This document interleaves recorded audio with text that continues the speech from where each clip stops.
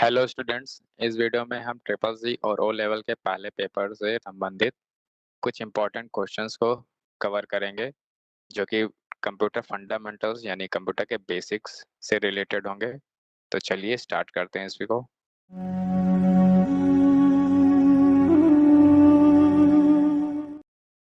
तो सबसे पहला क्वेश्चन है कि सीपीयू का पूर्ण नाम यानी फुल फॉर्म क्या है। तो सीपीयू का फुल फॉर्म होता है सेंट्रल प्रोसेसिंग यूनिट। ठीक है, ये कंप्यूटर सिस्टम का वो हिस्सा होता है जहाँ प्रोसेसिंग होता है। निम्न में एक आउटपुट डिवाइस नहीं है। देखिए, इसमें से आपको एक आउटपुट डिवाइस जो नहीं है उसको छांटना है। स्क्रीन एक आउटपुट डिवाइस है जिसमें आप आउटपुट को देखते हैं। प्लॉटर एक तरह का प्रिंटर होता है। टच स्क्रीन हम इंस्ट्रक्शंस देने के लिए इस्तेमाल करते हैं। तो ये आपका इनपुट डिवाइस है यानी आउटपुट नहीं है। सीपीयू में अर्थमेटिक और लॉजिकल प्रक्रियाएं की जाती हैं। तो सीपीयू में अर्थमेटिक और लॉजिकल ऑपरेशंस करने का काम एएलयू यूनिट का होता है। ठीक है, निम्न में एक इनपुट डिवाइस नहीं है।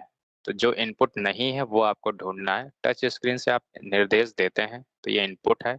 माइक्रोफोन से आवाज इनपुट की जाती है। स्पीकर आपका आवाज सुनाता है यानी आउटपुट में देता है। तो ये आपका सही जवाब है।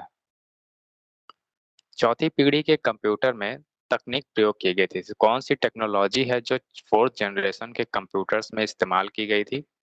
तो उसका सही जवाब है माइक्रो प्रोसेसर। ये चौथी पीढ़ी के कंप्यूटर्स में इस्तेमाल किया गया था।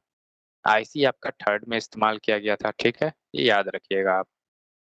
निम्न में एक सेकेंडरी मेमोरी का उदाहरण नहीं है।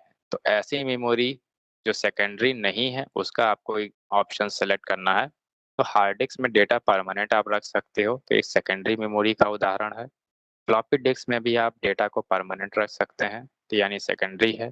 मैग्नेटिक टेप भी आपका सेकेंडरी स्टोरेज डिवाइसेस में आता है। तो रीड ओनली मेमोरी ये प्राइमरी मेमोरी के अंतर्गत आता है जो कि सीपीयू के द्वारा डायरेक्ट एक्सेसिबल होता है, इसलिए ये प्राइमरी मेमोरी में आता है। तो ये सेकेंडरी नहीं है।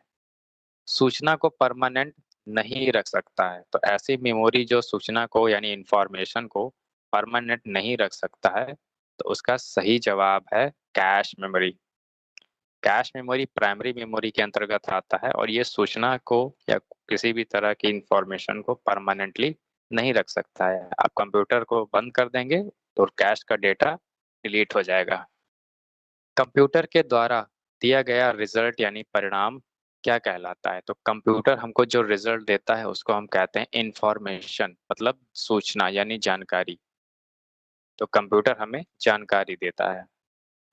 सबसे तेज, बड़ा और महंगा कंप्यूटर है। तो सबसे तेज, बड़ा और सबसे महंगा कंप्यूटर सुपर कंप्यूटर है। ठीक है, ये गति में, साइज में माइक्रो, मिनी और मेन फ्रेम से बड़ा यानी ज्यादा होता है। निम्न में इम्पैक्ट प्रिंटर का प्रकार है। तो इम्पैक्ट प्रिंटर ऐसे प्रिंटर होते हैं जो दबाव या प्रेशर डालकर अक्षरों को या कैरेक्टर्स को छापते हैं। तो इम्पैक्ट प्रिंटर इनमें से ये लाइन प्रिंटर है। ठीक है, लेजर, इंकजेट और थर्मल ये नॉन इम्पैक्ट प्रिंटर्स की कैटेगरी में आते हैं।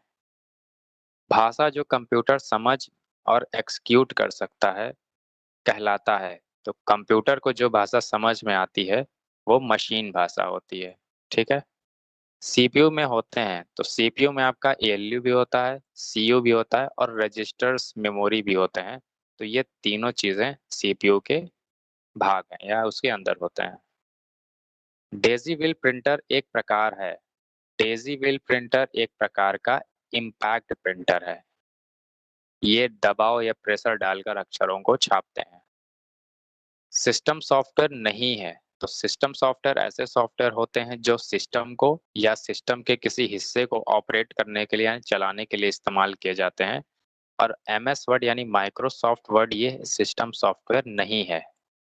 ठीक है, ये एक एप्लीकेशन सॉफ्टवेयर है जिसका उपयोग आप डॉक्यूमेंट्स क्रिएट करने के लिए करते हैं। एक नंबर सिस्टम जिसमें 0 और 1 उपयोग किया जाता है उसका आधार आपको बताना है। तो 0 तथा 1 बाइनरी नंबर सिस्टम में इस्तेमाल होता है और बाइनरी नंबर सिस्टम को लिखने के लिए आप बेस में से 2 लिखते हैं। तो उसका आधार कितना है? 2 बाइनरी नंबर सिस्टम का। ठीक है, ये कोई एग्जांपल है, बाइनरी नंबर लिखा हुआ है, इसका बेस 2 है, तो ये बाइनरी हो जाएगा। एक ऑपरेटिंग सिस्टम नहीं है, तो ऑपरेटिंग सिस्टम जो नहीं है वो आपको बताना है। तो इसमें माइक्रोसॉफ्ट एक कंपनी है, ना कि कोई ऑपरेटिंग सिस्टम। तो ये आपका सही जवाब है। इसमें लाइनक्स, उबुंटू और मैक ओएस ये तीनों एक ऑपरेटिंग सिस्टम है। ग्राफिक फाइल प्रदर्शित करते हैं, तो ग्राफिक फाइल ऐसी फाइलें होती हैं जो किसी इमेज को या इमेज से संबंधित किसी ग्राफिकल चीज़ों को दर्शाते हैं। तो इसमें आपका सही जवाब है तीसरा ऑप्शन, जेपीजे और जीआईएफ। तो जेपीजे फाइल या जीआईएफ की फाइल ये ग्राफिक फाइलें होती है। एक फाइल जिसमें ओरिजिनल फाइल का लिंक होता है और निचले कोने में एक एरो होता है। तो किसी भी फाइल में अगर निचले कोने पर एक छोटा सा एरो बना हुआ है तो इसको शॉर्टकट कहते हैं, या शॉर्टकट फाइल होती है। ठीक है, और ये शॉर्टकट वाली फाइल किसी ओरिजिनल फाइल से जो कंप्यूटर में कहीं अंदर रखी हुई है उस फाइल से लिंक होता है। तो जब भी आप शॉर्टकट वाली फाइल पे क्लिक या डबल क्लिक करते हैं तो डबल क्लिक करने से ये ओरिजिनल फाइल आपकी ओपन हो जाती है। ठीक है, तो शॉर्टकट बस केवल इस ओरिजिनल फाइल को उपयोग करने का एक माध्यम है। जब कंप्यूटर एक रिपोर्ट प्रिंट करता है तो परिणाम क्या कहलाता है? तो जब भी कोई कंप्यूटर किसी प्रिंटर की सहायता से कोई रिपोर्ट प्रिंट करता है तो उस प्रिंटेड चीज को कहते हैं हार्ड कॉपी। ठीक है, ये प्रिंट होने के बाद जो शीट निकलती है हम उसको कहते हैं हार्ड कॉपी। कंप्यूटर के अंदर जब स्टोर रहता है, सेव रहता है, तो उसको सॉफ्ट कॉपी कहते हैं। हार्ड कॉपी प्रिंट होने के बाद का रिजल्ट है। हार्ड डिस्क स्टोरेज डिवाइस है, तो हार्ड डिस्क किस तरह का स्टोरेज डिवाइस है आपको यहाँ बताना है। तो hard disk secondary storage device है जिसमें डेटा आप परमानेंटली यानी हमेशा के लिए स्टोर कर सकते हैं। एक मैग्नेटिक मेमोरी का उदाहरण है। मैग्नेटिक मेमोरी का उदाहरण ये हार्ड डिस्क है। तो हार्ड डिस्क में मैग्नेट्स का उपयोग किया जाता है डाटा को स्टोर करने के लिए। जीयूआई किसके बीच कार्य करता है?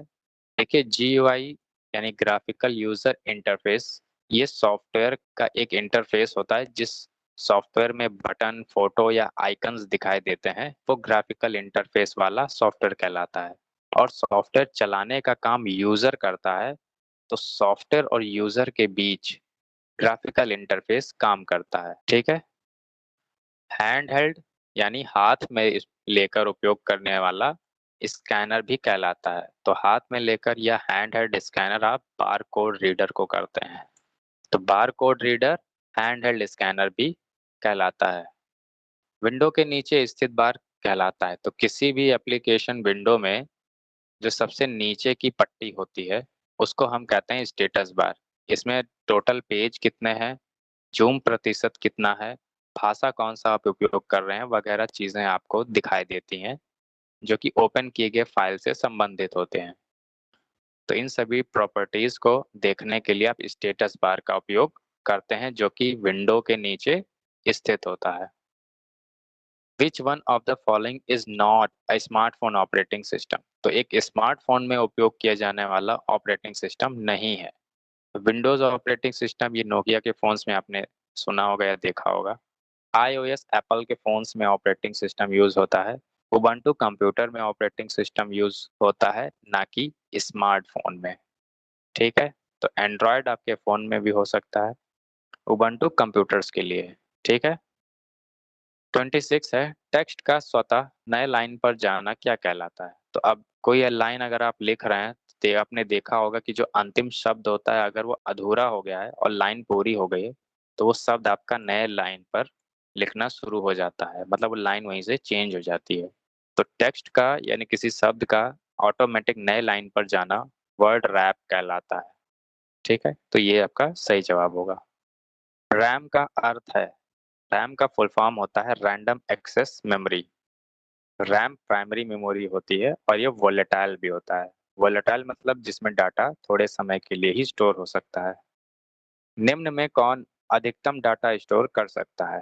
तो इसमें जो सबसे ज्यादा डाटा स्टोर कर सकता है वो है हार्ड डिस्क। तो हार्ड डिस्क में आप जीबी या टेराबाइट तक का डेटा भी स्टोर कर सकते हैं, जबकि सीडी और डीवीडी में और फ्लॉपी डिस्क में स्टोरेज क्षमता कम होती हार्ड डिस्क की तुलना में। पूर्व में गणना करने का यंत्र था, तो स्टार्टिंग में या शुरुआती तौर पर अबेकस का उपयोग किया जाता था कैलकुलेटिंग डिवाइस के रूप में। माउस से संबंधित नहीं है। देखिए, माउस का उपयोग आप इनमें से किस काम के लिए नहीं कर सकते हैं?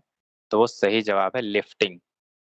तो माउस का उपयोग आप ड्रैगिंग करने के लिए कर सकते हैं, क्लिक करने के लिए कर सकते हैं, पेज को ऊपर नीचे स्क्रॉल करने के लिए कर सकते हैं, या लिफ्टिंग कोई काम नहीं होता है जो माउस से संबंधित है। तो ये आपका सही जवाब है। तो इस वीडियो में सिर्फ 30 क्वेश्चंस को ही कवर किया जाएगा। नेक्स्ट वीडियो में हम इसके आगे के क्वेश्चंस को भी कवर करेंगे। ठीक है, धन्यवाद।